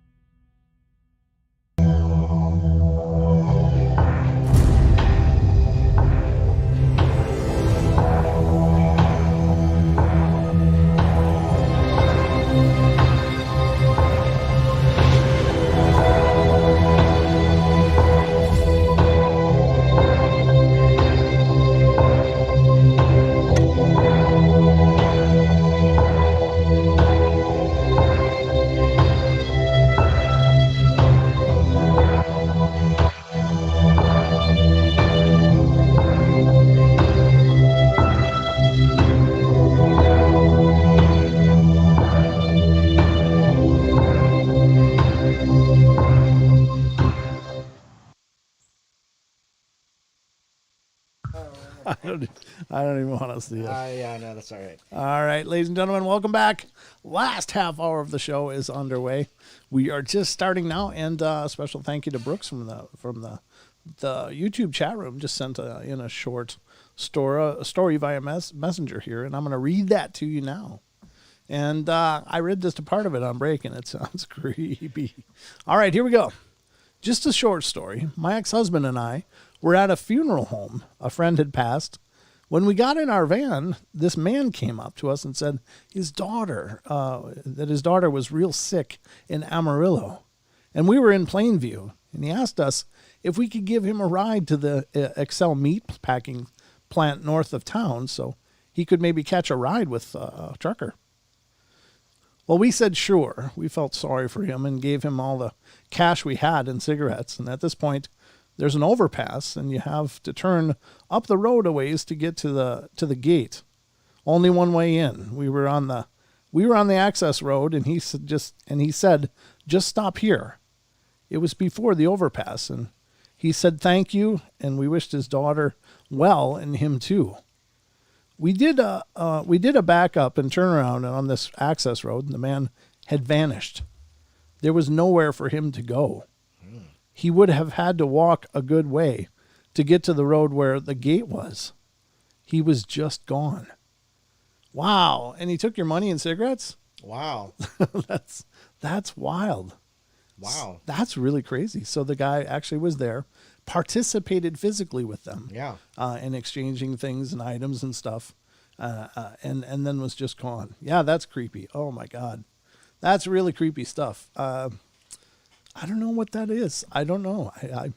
Is that a specter? Is that an image or a ghost? Is it a transdimensional thing? Wizard. Is it a wizard? I mean, really, is there, as funny as it kind of is to think about, could there be, pocket worlds within our worlds? Like, for instance, as demonstrated in J.K. Rowling, the Harry Potter series. Right. There's like this pocket world within our world that we're not really aware of, but it's, 9 3/4. Yeah, exactly. Diagonally. And all of that, is it possible that there are things like that go on around us, or the troll market, as in Hellboy or whatever? There's this worlds within the worlds, and maybe some of these things are people that come and go through those, and they just know how to get around in ways that we don't. And I don't know. It's just pure wild speculation, of course, but it just makes you wonder. Either they're all ghosts or they're supernatural beings that can do this, and it's pretty incredible. All right, but we got a few more stories, at least from the truckers, stories that are going on here. And this one is number 19. Don't look now. Look later. No, it doesn't say that either. It just says don't look now. So, hold on just a quick sec. Sure. What did he ask? Brooks, was there any large bushes or forests for him to jump into and hide? Mm-hmm. Brooks said, yes, he did. Still gives me the chills. So, yeah. Crazy, yeah. It is really creepy. But it's, as long as you guys emerge from that okay, mm-hmm. Maybe shy some cigarettes, shy some cash, but you may have touched another world of reality, another part of reality. And that's kind of powerful stuff, right? I think it is. But anyway, this is number 19, Don't Look Now. I used to work as a field technician in the oil industry, so I spent a lot of time driving through remote areas of Canada at odd hours. One very strange and eerie experience sticks with me. I was driving late at night when I noticed a very large black shape on the road in front of me. Thinking it was a moose, I stepped on the brakes, coming to a stop only a few feet from it. Despite being so close and having my headlights shining directly on it, I still couldn't tell what I was looking at. It was vaguely the shape of a four-legged animal, but very big, probably about 6 feet tall. Wow. Aside from that, it was completely featureless. I couldn't make out any details whatsoever. No shine from its eyes, nothing.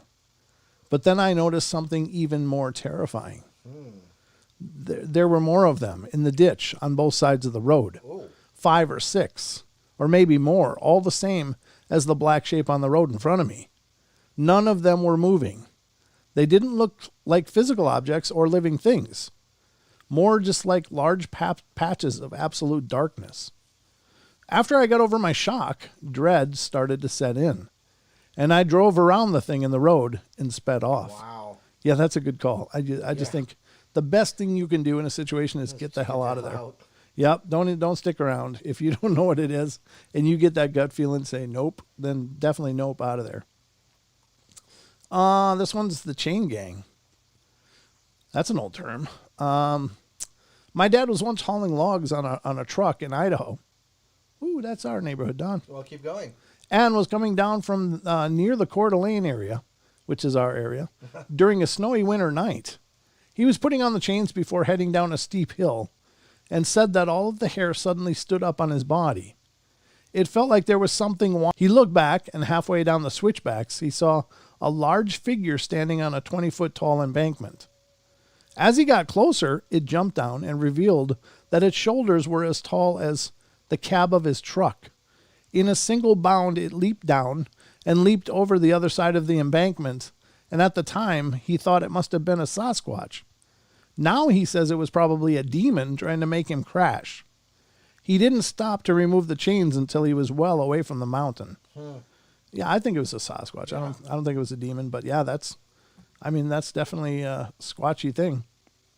Especially that size. I mean, if its shoulders are as high as your cabin, that's about 7 feet. Yeah, and then standing on top of a 20-foot embankment and just jumping off. Yeah. That's totally. That's really an incredible feat of strength and agility. But all right, this is the Cheshire Grin. I've spent the past 4 years driving every night for work. I was in a fairly rural part of Mississippi, somewhere between Clarksdale and Greenwood. And that's where it's all 2-lane highways in the 250-mile drive home. The weather had turned pretty sour as I was leaving Clarksdale. I called my wife and told her there were high wind advisories and very possible tornado threats, and I'd call her as soon as I made it to a safe area again. I'd already been working for 14 hours when I got in the truck, so I ate dinner and grabbed some coffee to stay awake and alert. Now, if you've never driven through flat farmland at night for 100 miles, it's very fatiguing and spooky, even without bad weather. I'd driven maybe 30 miles out into the farmland when hail started bouncing off my truck. In July, hail means tornado, and I knew it. I pull off to the side with no one around me and start looking for the storm or tornado I believe is approaching. I rolled down the passenger window and shone a bright flashlight off into the night. Nothing there, and I turned to the driver's side. I had to muffle a shriek. This guy has his face pressed against my glass, Oh, God. grinning from ear to ear. Oh, boy. Yeesh. It was a tall male, very, very pale white. Eyes were sunk back quite a bit, and that grin was what truly got me. It was corner to corner with crooked teeth like the Cheshire cat. Then I screamed, and he was gone. I slammed the truck in drive and took off at the highest speed I could go. Now, my company has a camera installed in my truck. So even though I called my wife and didn't tell her about this guy or the hail, I made damn sure I checked the SD card the moment after I hung up. I promise you this guy never popped up on my front or rear cameras. I've always played it off as my imagination, but I will say I don't drive through the Delta in the dark anymore if I don't absolutely have to. That is weird. What the hell is that? A weird Cheshire grin like that. That's got to be a spirit something. But Golden Tickets is next. Golden ticket. That'll get you in the factory, Don. That's what I hear. Yeah, I don't want to go anywhere near Johnny Depp. Jeez. All right. Now, Gene Wilder, that'd be different. Hey, He'd be cool. to each his own. I work as a customer service representative in a trucking company in Omaha. This happened shortly after I started working there. We dispatch local and long-distance drivers, and one evening, just before shutting down for the day, we start getting multiple calls from people in the California area headed west, and they're all about the same trucker. Motorists are reporting that one of our drivers is speeding, cutting off people, not signaling, and just being a reckless driver all around. We managed to identify the driver in question, so we call him up, and the guy is inconsolable. Then he made his dark confession. Turns out his sister had been murdered at her apartment, and he was literally racing to get back home as fast as his truck could take him. My boss told him to park the truck immediately and bought 2 plane tickets, one for the driver to fly back to Omaha and another ticket to fly a volunteer out to California to pick up his truck. Wow. Wow, that's right. Oof. What a horrible thing, though. I mean, could you imagine? Of all the things you don't ever want to hear. Right. And when you're at work, way out of the way. Stay put, comrade, number 23. Picture the Soviet Union somewhere near Omsk, or is that Omsk? OMSK, Omsk, back in the 60s, and there was practically no traffic whatsoever, and a trucker could drive for hundreds of miles without even seeing another car. This is the backdrops for a story from my grandfather's friend, who was an experienced truck driver, and who was training a young recruit, bringing him along where he went. So now it's midwinter, and they're driving through a snow desert stretching for as far as the eye can see. It's the middle of nowhere, and there was not a soul for literally hundreds of kilometers around. While they were driving, an immense blizzard hit them, reducing the visibility to a 1 meter maximum. And they kept on driving until they went off the road, and they got stuck in the snow, and this is a total disaster. Again, with no passing cars, their situation was desperate. There was little food, no heating, no other supplies, and the blizzard could potentially continue for days. After 6 hours of what I can imagine is very uneasy waiting, the fear and panic got the better of the young and inexperienced fellow, and he insisted that they should walk along the road to try to find help. Keep in mind, there are no towns or cities for hundreds of miles around. The older fellow tells them to calm down and wait. If they went, they would most likely die from exhaustion or exposure, and the best bet would be to at least wait for the sky to clear. There was not much hope at the moment, but in the least, better visibility would give them a slim chance to reach safety. The lad, however, was extremely nervous and began to argue. It escalated, and the younger one grabbed a wrench threateningly. My grandfather's friend had a knife in his hand, but decided not to risk it. His partner got out of the truck, being barely able to open the door, and stumbled away knee-deep in the falling snow. My grandfather's mate waited there for another day, and in the morning he was rescued by the military, who were sent to look for them, guessing that they got stuck in the snow. He and a group of men left the truck there and continued along the road. In a few kilometers, my grandfather's friend saw a small black object barely visible in the sea of white. His heart stopped because he could guess what this was. He yelled at the men to stop the car, and upon inspection, what was buried in the snow was his younger partner. The black object that he'd spotted was his partner's cap, which could easily have been missed as deep as he was under the snow. The body was set upright, frozen, and rigid as stone. The trucker told my grandfather that the cold had perfectly captured the expression of profound despair and horror on the young boyish face of the lad. That fellow blamed himself for the rest of his life for not stopping him and for failing to convince him to stay. Wow. That's a tough one to live with, but I mean, ultimately people are going to make their own choices. And maybe it was just his time to go. I don't know. You know, I sometimes think about that. It's like, could you have stopped him? Would that even have ever been possible? Right. Some of the journeys just aren't as long, and it's hard to understand. But anyway, Dream Catchers number 24. I was crossing the Navajo Nation on my way to Colorado in the 90s. It was around 1 a.m., and I was really tired, so I pulled over between Gallup and Shiprock. I had a nightmare that evil-looking faces were coming at me out of the pitch-black darkness, screaming. I woke up, started my car, and discovered that a coyote and jackrabbit were sitting about 10 feet apart right beside my car. Well. Wow. I've never had a nightmare before that freaky before or since. And I've traveled that route a few times since, but never stopped after dark again. That's weird that they would be sitting close to each other just looking. Because one is a prey animal and one's a predator. Right. Wow. They must have been friends. They were friends, Don. Oh, jeez. I was working an overnight shift. This is the Dark Beast. From Friday night into Saturday morning at a gas station about 6 a.m. Yikes. That's the golden hours, right? A semi pulls in to fuel the fuel aisle. The driver gets out and almost runs into the store, clearly shaken. His face is completely white, and he's obviously upset. My first thought was the poor man had hit someone on the road, and since we get a lot of people walking across 4-lane highways in front of the store. So I asked what's wrong, and he looks at me for a second and is like, I'm not crazy. No, I'm thinking, great, I'm here all alone and this guy's losing it. I say, of course not. I just saw something huge on the side of the road, like a deer or a bear. And we had a bear get into the dumpster last week. His next response made me shiver. No, bigger than a bear, on his back legs. Maybe a big person. It picked up a dead buck on the side of the road and carried it over its shoulder into the woods. I can only stare at him. My brain cannot deal with this information late in a shift. A local comes up to the counter and get as usual, and the guy tells him the story too. The local says, "Oh, that's the Bigfoot that lives near the county line." The truck driver and I both looked at this guy like he has about 2 heads, and then he has to be joking. The trucker pays for his fuel at record speed and leaves, never to be seen again, and the local still insists it's Bigfoot. I just don't go out in the woods now because I don't know.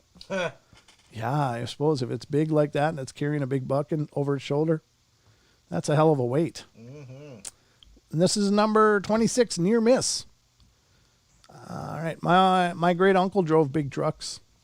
Living in the middle of nowhere, sometimes people would leave trash on the road, and since he had a big truck, he'd just smash into said boxes or paper and continue on. Well, one day he was coming up on a cardboard box and just had the urge to swerve and miss this one for some reason. Mm-hmm. Well, he misses it and passes by with no incident. Then he looks into his rear view, and out of the box pops a kindergarten-age little kid. Ugh. Oh, thank God. That's that intuition, Don. If he'd hit that, he would have killed the kid. Oh, my God. Oof. Thank God. That's an awesome story because it ended well. But who the hell is the parents of that kid? Go and play in your box, Jimmy. Wow. And this time, don't leave it in the middle of the road. Jeez. I didn't, Mom. I was on the side. Oh, wow. What a terrible tragedy that could have been. Though. Gosh. So you were talking about, read the story about him, the Bigfoot carrying an animal, a deer over, right? Says, does that mean that Bigfoot is under a buck? Well, it could be. Ba-dum-bump. Oh, boy. Thank you. All right, the Rude Awakening is next. Oof. Excuse me. I got all kinds of noises going on here, Don. Yeah. It ain't purdy either. All right, so Rude Awakening is number 27. You know where I'm from, Purdy is a women's prison. I didn't know that. FYI. Wow. It wasn't Purdy, that's for sure. I think the worst creepy thing that's ever happened to me was when I was heading from Arizona to Utah. This is a few years ago, and the main highway had been taken out in a flash flood, and it was under construction. So I had to take a weird detour through the mountains in lower Utah, and it was getting late, and I was getting tired, so I pulled off into the shoulder and went to sleep in my truck, in my bunk. Now, this was the middle of nowhere. The closest town was like 40 miles away, so it's completely pitch black outside once I turn the lights off. At around 4 a.m., I wake up because I'm hearing something messing with my truck, like playing with the air and power cables between my cab and the trailer, which is literally 6 inches from where my head is on the outside of the cab. Then I feel something climb onto the landing that's in the back of my truck. It shakes the whole truck, so I'm guessing something around 200 pounds was climbing around back there, and I'm thinking like a mountain lion or a bear. At this point, I'm wide awake, and I want to get this thing away from me, so I slam my hand onto the cab wall to try to scare whatever's out there. The reply made me jump out of my skin. The reply. I hear a male, scream, and I hear them fall off the back of my truck. I then hear about 15 other people all around my truck yelling. I climb up front, turn on the lights, and illuminate a squad of Army reserves doing their midnight march and capture drills. Oh, no. Turns out these guys were supposed to go find an abandoned truck and secure it for their midnight drills. Oh, my God. Oh, wow. That truck was 3 miles down the road, and they were not expecting me to be sleeping there and thought I was part of the drill. I'm a veteran myself, so after explaining, I was not a part of their test and was just there to, out of coincidence, we laughed it off. And they had to radio their commanding officer and tell him not to have the other squads bother me. Oh man, that one sucks. Yeah. Oh. This was one big creepy family. Oof. I've seen some rather screwed up stuff over the years. I was driving across Kansas on I-70 heading west. There's a pretty long stretch out there that's just a couple of little towns and not much else. As the night wore on, I realized I had been passed several times by this beat-up old motorhome. In it, several people sat with their noses almost pressed to the window, watching me with creepy interest as they passed every time.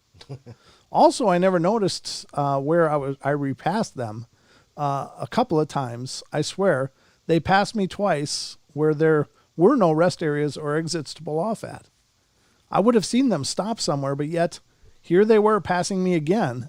They all looked like some variant of Charles Manson or other freaky type, and they had me uptight by the time I got to the truck stop and stopped for the night. Almost every driver I known has seen stuff late at night that just can't be explained. Maybe it's fatigue, or maybe not. Yikes. Number 29 is the missing car. I used to be a tow truck operator, so once I got a phone call from my wife who was picking me up at 1 a.m., and she calls me frantically, screaming that there's an insane accident, but she only sees one car. My shop was a block away, and I get to the scene of the accident to light it up with my emergency lights and block the scene for first responders. I'm in a 6-lane bridge that goes over the thruway, and there's only one car in sight. The car is missing its entire front half. Wow. With the engine visible shoved into the firewall of the vehicle. I get out and start talking with this guy who is absolutely total shock. And I asked him, "Were you hurt?" His answer only made things more eerily confusing. He says, "No, I pulled over because I thought I had a flat tire. I got out and walked around to the front to look at the passenger side tire, and as soon as my foot hit the curb, I heard a loud bang and I turned around and my car was gone." My next words were, "What did you hit?" He said, "Nothing at all." Now I'm even more confused and point out that the front of his car is gone. And then it got weirder. He says, "No, that's not my car." So I start looking around and there aren't any other cars on the road. There's nothing within eyesight. I can clearly see a quarter of a mile and there's nothing anywhere. Some lady comes walking by and says it's her car. She's hammered as heck. The fire department gets there, and for about 15 minutes, they're looking for the car with me. A cop radios in and says he found the car. It revealed the whole bizarre story. It went over 6 lanes and a median, down, then up a throughway ramp, up a hill, through a fence, then bounced off 4 parked cars into a pothole a mile away. Wow. This thing had its parking brake on. The car's rear bumper was squished against the front seat. They estimated her speed at 100 miles per hour. Oh, my God. Over 100 miles an hour. Oh, my God. This guy had pulled over to check a flat tire, and a drunk driver had crashed into his car and launched it a half a mile. And if he would have taken just a 1/10 of a second delay stepping on that curb, he would have been beyond dead. It was off the clock. I was off the clock, but I helped the officers secure the scene until accident investigation showed up, and neither of the involved people were hurt, and both cars were totaled. So it launched the car a half mile away. I would imagine that car was in park, right? Well, it said it was just parking brake was on. Yeah, so maybe he left it in neutral. I don't know. That's just insane, though. Right. It might have been a manual. Wow. Maybe he just left it in neutral, left it run, and pulled the parking brake on. That's crazy. Oh, my God. That's some speed, folks. You have to be moving to get that kind of speed to move a car. Yeah. But I'm telling you what, it's all strange on the Bounced off Paranormal 4 Portal. Cars. It's just amazing. But I'll tell you what, that's all the journey we got time for tonight, folks. I hope you've enjoyed it. I hope you had a good time. Please get subscribed if you're not already. For those of you on YouTube, for those of you on TFR, thank you for tuning in and being a part of the journey. Coming up next on TFR, iHeart, tune in and TalkStream Live. Paisley Wild, The Spaces Between is coming up. So definitely stick around and check it out. And you can check her live on YouTube, youtube.com/the spaces between. So love you all. Don, anything in closing? Teespring. Look at the link in the description on YouTube for our Teespring gear. You can get Paranormal Portal gear of your very own. And check out Bigfoot Today. Bigfoot Today and the Bigfoot Festival link on our Paranormal Portal Radio page on Facebook, and you can find the links to the upcoming festival. So love you all. Be good, be kind, be nice, take care of each other, help each other out, find the magic in every day, and remember to laugh as much as you can. Good night, everybody. Good night.